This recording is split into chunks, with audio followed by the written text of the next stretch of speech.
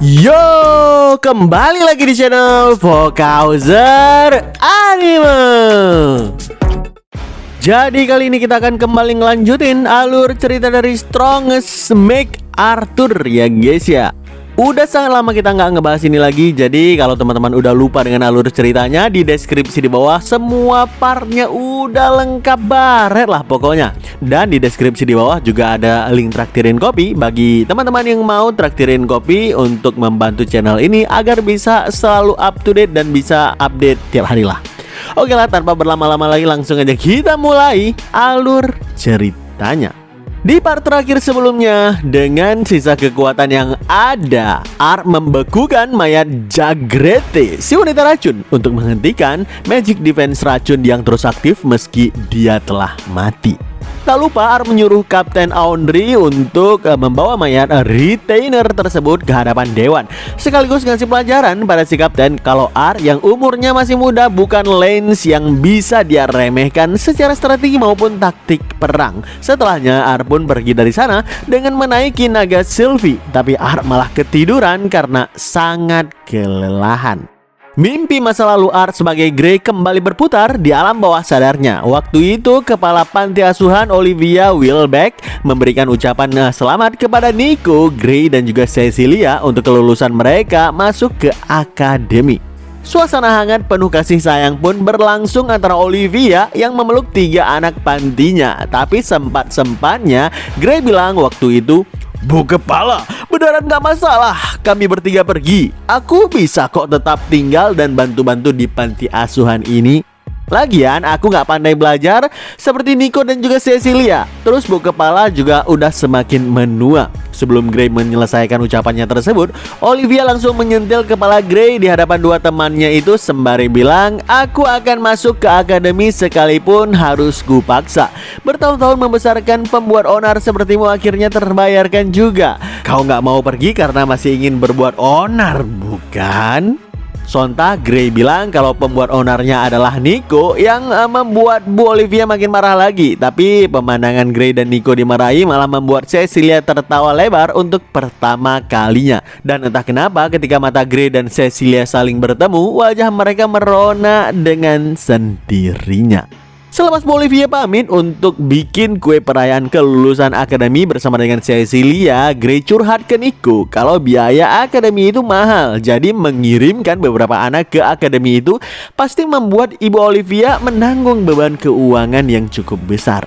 Makanya Grey ngerasa dirinya harus masuk ke institusi militer yang lebih spesialis dalam urusan ki. Serta kalau memenuhi syarat bisa dapat beasiswa full. Tapi ide tersebut langsung Nico tolak mentah-mentah karena institusi militer menghasilkan tentara nggak berotak serta mencari kandidat untuk para raja. Dengan tegas Nico pun bilang lagi, "Kalau kau mau membalas kebaikan Bu kepala, kau harus lebih pintar dari ini. Dengan bakatmu itu kau bisa melakukan lebih banyak hal jika punya pendidikan yang baik." Grey pun tertawa mendengarkan ucapan tersebut, bahkan sempat mengejek Nico kalau dia takut jika nggak bersamanya. Meski Nico agak marah kena ejek, Grey tetap mengucapkan terima kasih atas perhatian yang sahabatnya itu berikan. Arthur pun terbangun dari mimpinya setelah naga Sylvie yang membawanya terbang bilang kalau mereka udah mendekati perbatasan. Usai menenangkan Sylvie kalau kakinya baik-baik aja setelah menggunakan aether yang menguras fisik, Ark menuntun Sylvie ke lokasi yang dicurigai menjadi markas musuh di Darf, yaitu di sebuah jurang di antara celah tebing. Setibanya di sana, ternyata pintu lokasi rahasia tersebut baru bisa kelihatan ketika Ark menggunakan mana atribut bumi sebagai kunci sambil mengaktifkan mode Realm Heart-nya. Dengan tubuhnya yang masih terluka, mode itu membuat Ark terbatuk-batuk darah yang membuat Sylvie makin khawatir dengan keadaannya itu. Ark tahu dia harus segera pulang untuk beristirahat memulihkan tubuhnya. Makanya dia tetap memaksa mode Realm Heart-nya untuk membuka tempat rahasia tersebut. Karena tanpa mode tersebut, Ark nggak akan kelar menebak pola kunci rahasia. Malah itu membuat kepulangannya akan semakin lama nantinya. Setelah berhasil membuka pintu rahasia dengan mode Realm Heart, Ark pun masuk ke dalam lorong goa, menyuruh Sylvie naik ke atas pundaknya karena dia akan menggunakan Miracle Walk agar nggak terdeteksi oleh musuh. Usai melangkah di dalam lorong beberapa waktu, Art dan Sylvie pun tiba di ujung lorongnya, di mana terlihat aula bawah tanah yang berbentuk kubah serta sebuah portal besar di lantai dasar. Yang membuat Art dan Sylvie sangat terkejut di sini karena dari portal yang dijaga pasukan Darth itu ternyata keluar pasukan Alakrian alias pasukan musuh. Karena itu Sylvie pun membenarkan kecurigaan Art sebelumnya kalau ras Dwarf ternyata bekerja sama dengan Alakrian. Ngerasa pengintaiannya udah cukup, Art pun segera kembali. Tapi tiba-tiba langkahnya terhenti karena terdengar suara dari aula yang meminta semuanya untuk bersiap atas kedatangan seseorang. Selagi pasukan Darth dan Alakrian bersujud di depan portal, tiba-tiba dari portal tersebut keluar seorang wanita bertanduk yang dipanggil Nona Side oleh mereka. Art yang ngeliat itu shock bukan main, karena yang turun langsung ke peperangan bukan cuma retainer, tapi seorang Side yang jauh lebih kuat lagi.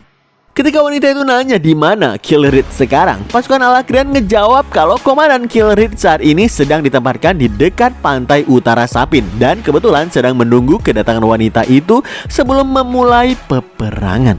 Si prajurit juga membalas nanya gimana dengan site yang baru karena dia diperintahkan untuk membawanya ke komandan Utu. Wanita bertanduk itu pun ngejawab dia belum siap.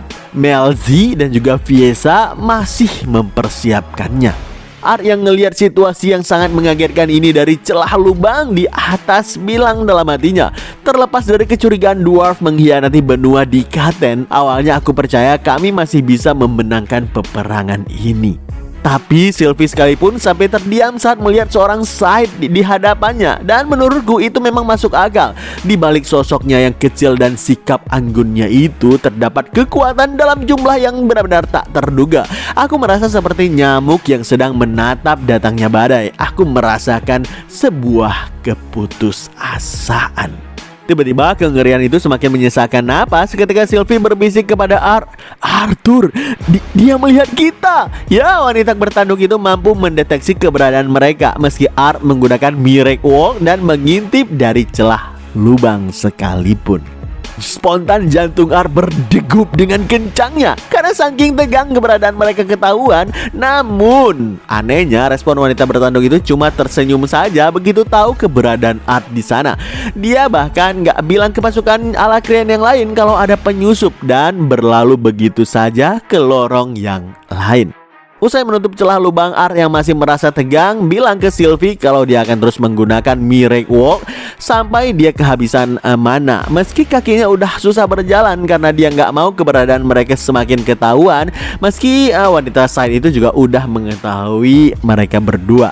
Kita pindah ke Ellie yang saat ini menunggu kedatangan kakaknya di tepi platform Istana Melayang. Jujur Ellie merasa heran karena hari ini tim medis kelihatan lebih banyak dari biasanya. Sambil memeluk beruang piaraannya itu, Ellie bilang ke dirinya sendiri kalau kakaknya pasti akan baik-baik aja bukan? Karena keras kepalanya Arthur itu sama seperti kekuatannya sendiri. Baru aja dia memuji kakaknya sebagai sosok yang pantang menyerah, seketika naga Sylvie yang baru aja datang mendarat di Istana Melayang. Sontak harapan Ellie tadinya hancur dalam sekejap karena dia ngelihat kakaknya jauh dari kondisi baik-baik saja, bahkan sampai nggak sadarkan diri saat naga Sylvie menurunkan tubuhnya.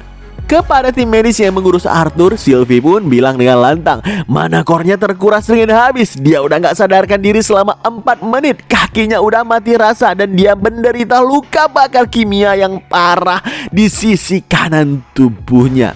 Prioritaskan perawatan pada manakor dan juga transfusi darah cepat, teriak Sylvie panik yang mengagetkan semua orang yang berada di sana, termasuk Ellie yang kaget karena nggak menyangka kalau naga Sylvie ternyata bisa bicara. Padahal sebelum-sebelumnya Sylvie sama sekali nggak pernah berbicara di hadapan orang lain.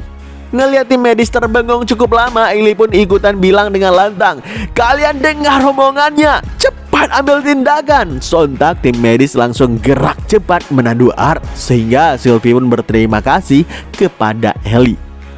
Gak berselang lama, Arthur pun siuman di ruangan medis sambil ditemani oleh Sylvie, sedangkan Ellie dan juga Bo menunggu di luar ruangan dalam keadaan yang tertidur. Berhubung tim dokter juga berada di ruangan, Art pun nanya berapa lama dia pingsan. Si dokter yang kacamata ini menjawab kalau Art udah pingsan selama 2 hari berturut-turut.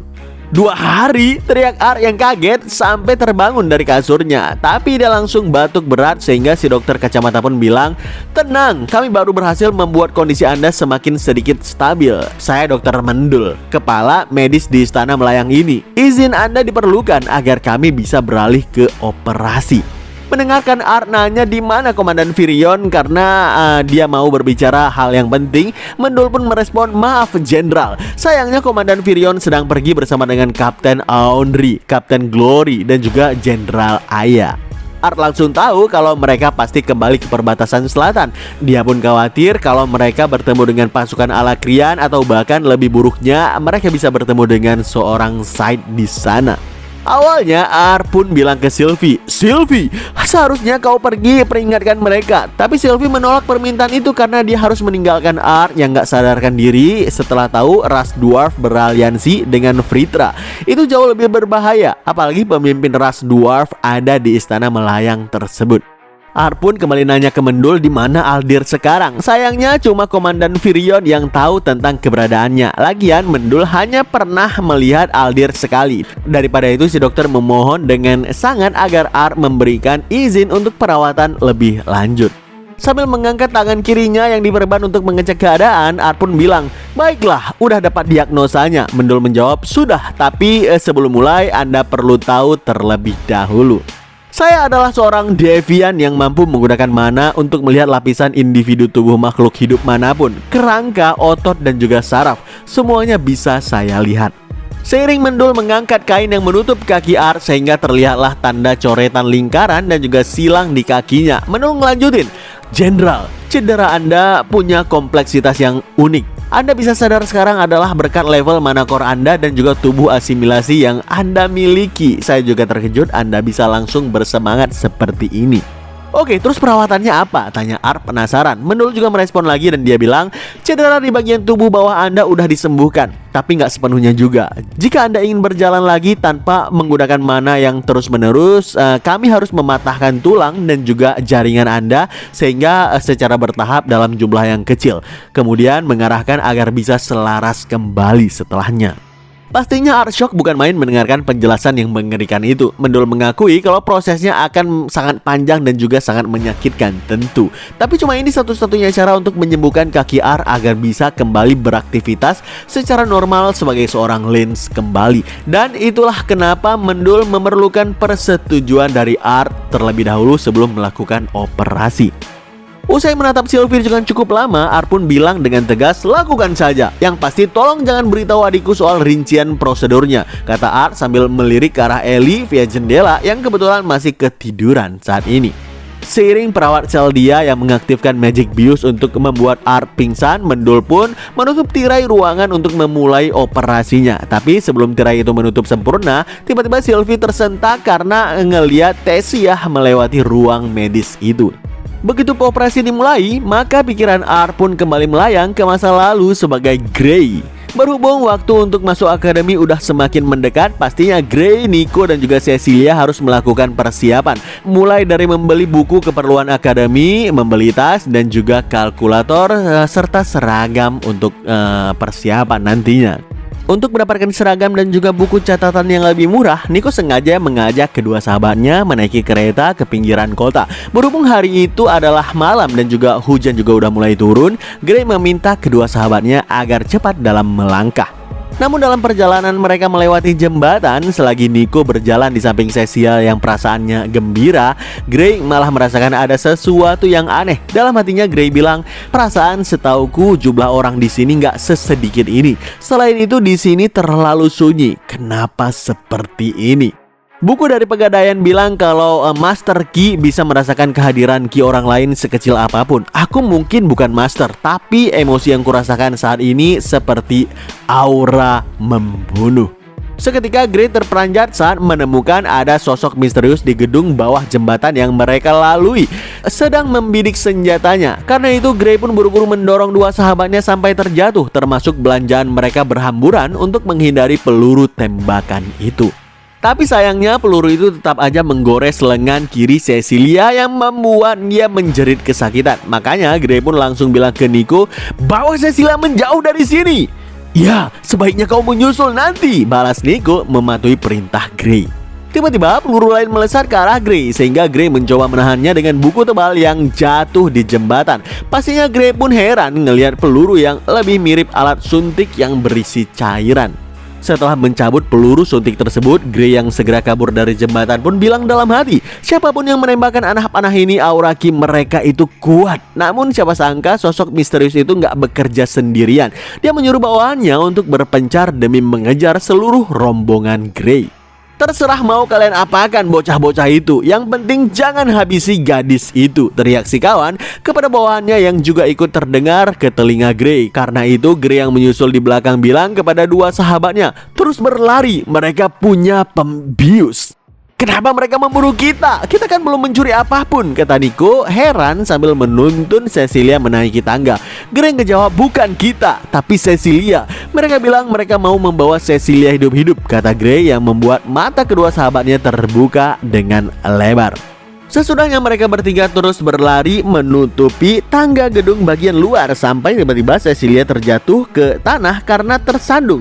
Sadar kalau dirinya menghambat kabur kedua sahabatnya, Cecilia pun menyuruh Gray dan juga Nico kabur aja duluan. Apalagi musuh juga nggak akan menghabisi Cecilia di sana. Gray setuju dengan hal tersebut. Namun Nico entah mengapa memberikan sesuatu kepada Cecilia yang membuat dia agak terkejut. Seiring Gray membawa kabur Nico bersamanya, dua orang pria yang mengejar berhasil menemukan Cecilia di sebuah lorong yang gelap. Selagi yang satunya ngelapor ke atasan kalau si gadis ditinggalkan dengan dua bocah karena luka kecil dari pembius cukup kuat untuk melumpuhkan sang gadis, rekannya yang satu lagi menghampiri Cecilia dan dia bilang, "Jangan menangis gadis kecil, kami akan menjagamu dengan baik." Namun tanpa sepengetahuan si kawan, ternyata Cecilia udah memakai sarung tangan buatan Nico, di mana tangannya kini memancarkan aura petir. Begitu si kawan itu menarik tubuh Cecilia, tiba-tiba sang gadis memegang kepala si kawan itu dengan sarung tangan tersebut, sehingga dia pun langsung terkapar pingsan akibat terkena sengatan listrik yang sangat kuat. Siapa sangka Gray dan Nico cuma akting kabur sebelumnya. Mereka berdua buru-buru keluar dari persembunyian gelap secara bersamaan untuk menghajar satu orang lain yang masih berdiri tegap. Nico pun terkena tendangan kaki salah satu dari mereka. Sedangkan Gray yang melancarkan serangan yang sangat keras, ternyata serangannya itu mampu si kawan hindari dengan melengkungkan tubuhnya ke belakang. Ngelihat itu Gray langsung melepaskan serangan sikut yang kali ini bisa menghantamkan rusuk kanan si kawan tersebut. Tapi karena bobot serangannya masih terlalu ringan, dia pun mampu membalas dengan mencekik leher Gray lalu membantingnya ke atas tanah.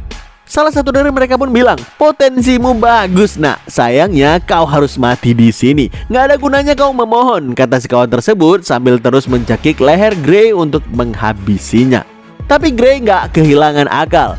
Dia pun mengambil suntik dari kantong yang sebelumnya diambil di jembatan, menancapkan suntik tersebut di lengan si kawan itu hingga membuat dia kaget luar biasa.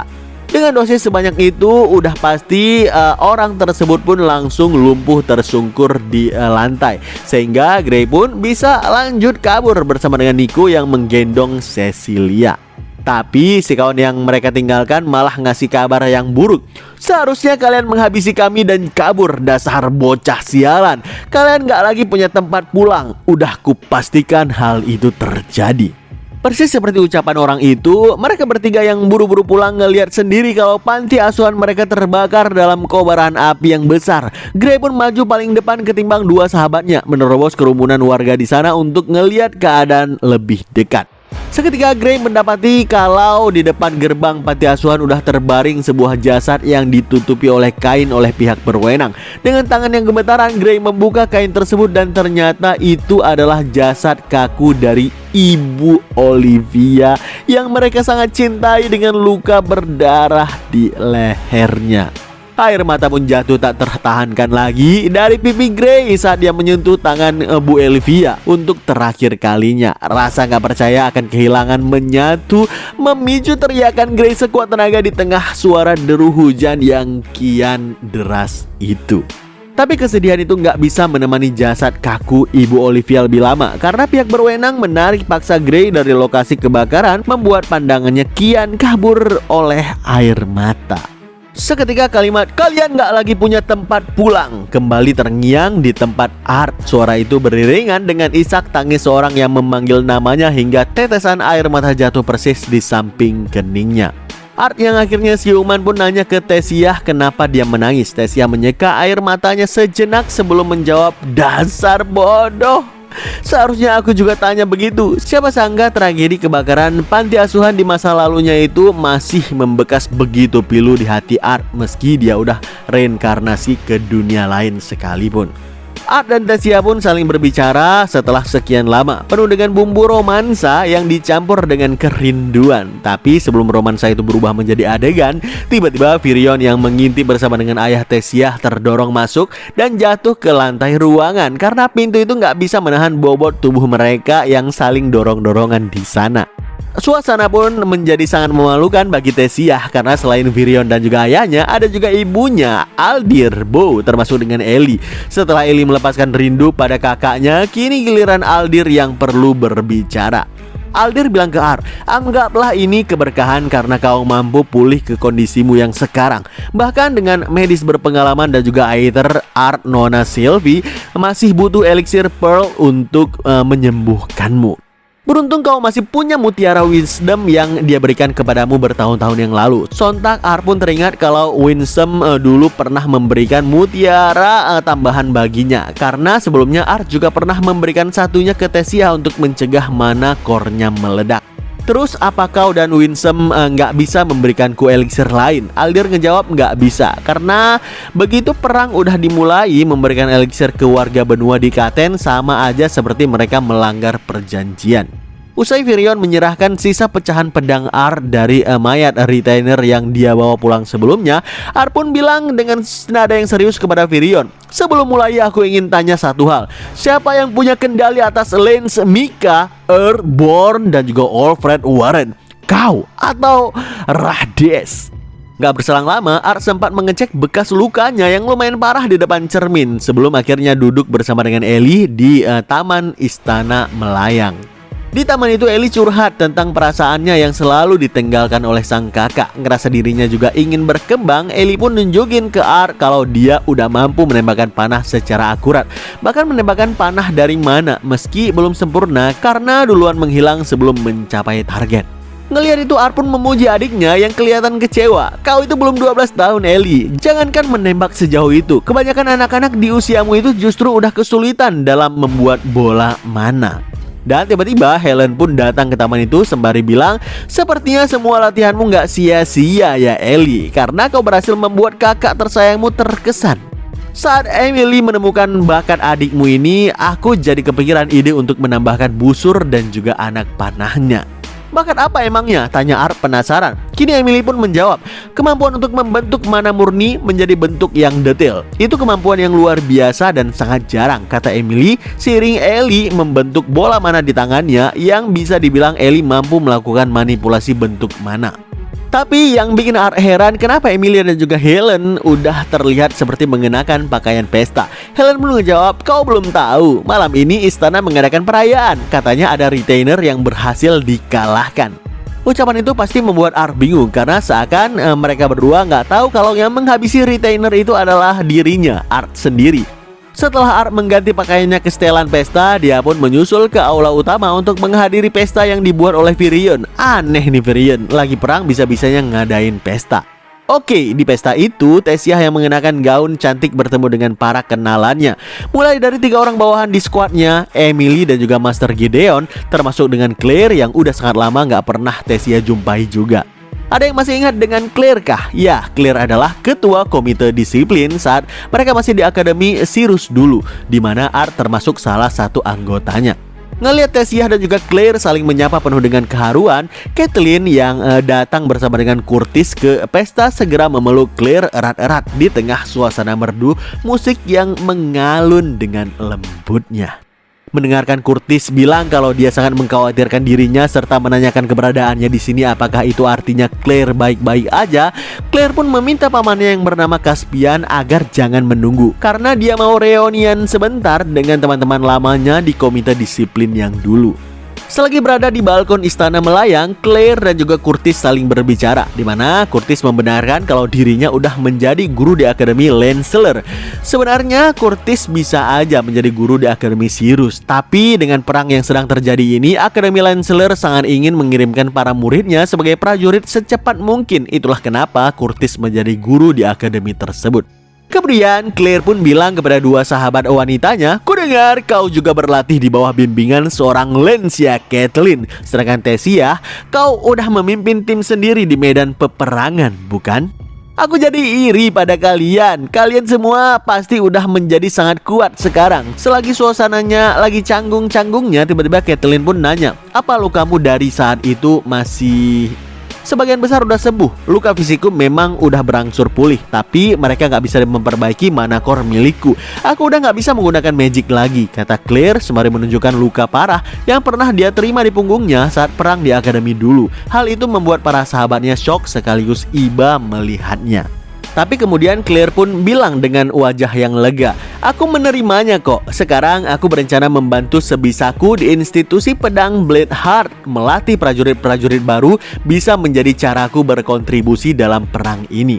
Mendengar itu, Catelyn pun memuji niat tulus Claire dalam membantu kontribusi perang. Menurutnya, mampu mengatasi rintangan sebesar itu dan melangkah maju dengan senyuman itu jauh lebih baik ketimbang dengan apa yang bisa ditunjukkan oleh warna manakor. Spontan Claire pun mengucapkan terima kasih sampai berurai air mata mendapatkan support dari teman-temannya. Usai mengusap air matanya dengan sapu tangan Curtis, Claire pun kembali bilang, "Lalu satu hal lagi, tolong jangan beritahukan Arthur. Gak ada yang lebih kusesali daripada gak bisa bertarung di sisinya dan membalas kebaikannya karena udah menyelamatkan Akademi Sirius," kata Claire yang kemudian diiyakan oleh Curtis. Tiba-tiba Claire tersentak bahwa jantungnya berdegup dengan kencang saat seseorang berjalan mendekati mereka dari belakang, dan ternyata itu adalah Farai, sosok Lance yang menjadi master bagi Catelyn saat ini. Farai bilang, "Selamat malam, aku kesini untuk mengawal kalian bertiga di pesta ini. Tentu aja Nona Bladeheart juga boleh bergabung bersama dengan kami." Seiring mereka berjalan mengikuti Farai, Thesia yang ngeliat tubuh Claire gemetaran nanya apa Claire baik-baik aja. Claire ngejawab, "Iya, aku baik-baik aja. Hanya saja karena udah nggak bisa menggunakan mana, aura Jenderal Farai mampu menekan dan juga melumpuhkanku untuk sesaat." Begitu rombongan Farai memasuki aula pesta utama, Virion pun membuka pesta secara resmi dengan ucapan terima kasih kepada tamu yang hadir. Virion bilang kepada seluruh hadirin, "Kita semua bisa menggunakan berita yang positif ini di masa-masa yang sulit untuk sekarang. Izinkan aku mempersembahkan langkah pertama dari sekian langkah menuju kemenangan yang kita miliki dalam peperangan ini. Kami sepakat untuk memberikan penghargaan kepadanya sebagai orang yang telah melenyapkan kekuatan pusat yang dimiliki oleh musuh. Inilah retainer yang berhasil dia kalahkan." Seiring Virion menunjukkan mayat retainer yang beku dalam kristal es raksasa, spontan seluruh hadirin menelan ludah masing-masing saking tercengangnya dan merasa ngeri dengan apa yang mereka lihat.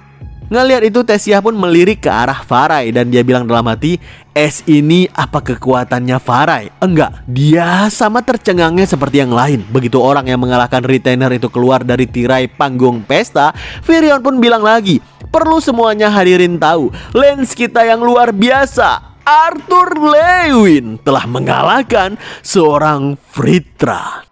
Seketika mata semua orang yang ada di sana terbuka dengan lebarnya, termasuk Thesia sendiri, karena dia sama sekali nggak menyangka mayat Fritra yang dipamerkan ini dikalahkan oleh Arthur. Arthur yang mengenakan pakaian kehormatan kemudian memberikan pidato sambutan. "Normalnya aku nggak setuju menunjukkan mayat sebagai piala pada publik, tapi semua yang hadir dalam acara ini adalah pengecualian. Setiap bangsawan di sini tahu penduduk di wilayah masing-masing sedang menunggu kabar terkait perang dengan sabar. Hingga sekarang hanya asumsi dan juga teori yang bisa diberikan. Para Lance di luar sana, beberapa yang sedang bertarung selagi aku berbicara di sini memiliki kekuatan yang jauh melebihiku. Tapi bahkan aku yang terlemah dan terbaru dari Lance ini mampu mengalahkan seorang retainer." salah satu dari sosok kekuatan tertinggi dari pasukan Alakrian. Gak ada luka yang kuderita dari pertempuran ini. Inilah hadiah yang bisa kalian bawa dan bagikan kepada orang-orang kalian yang menunggu di sana. Ya, informasi yang sangat berharga ini dan juga membangkitkan semangat semua orang. Tentu itu sebagai kiasan dari Art. Saat semuanya senang ngelihat itu, Tessia heran ngelihat Art bilang dalam hati, kenapa sekarang Arthur bisa bergerak dengan bebas? Padahal tempo hari dia... Begitu Art mempersilahkan hadirin untuk melihat mayat itu lebih dekat lagi, terlihat seorang bangsawan Darth berkucuran keringat dingin di sana. Dan selagi semuanya menatap detail mayat retainer yang masih kelihatan manusiawi, Tessia nggak sengaja melirik ke arah Art dan juga Virion yang sedang berjalan ke ruangan lain, di mana mereka berdua saling tatap dengan intens seakan sedang merencanakan sesuatu. Wah, apakah yang akan terjadi selanjutnya? Kita akan cukupkan sampai di sini ya guys ya. Dan ini belum ada bertarungnya karena ini masih membangun build up cerita. Dan ke depan kemungkinan ada bertarungnya dan pasti bakalan jauh lebih seru lagi. Oke lah, saksikan terus alur cerita Strongest Make Arthur dan juga alur cerita lainnya hanya di channel Fokus Anime dan stay update.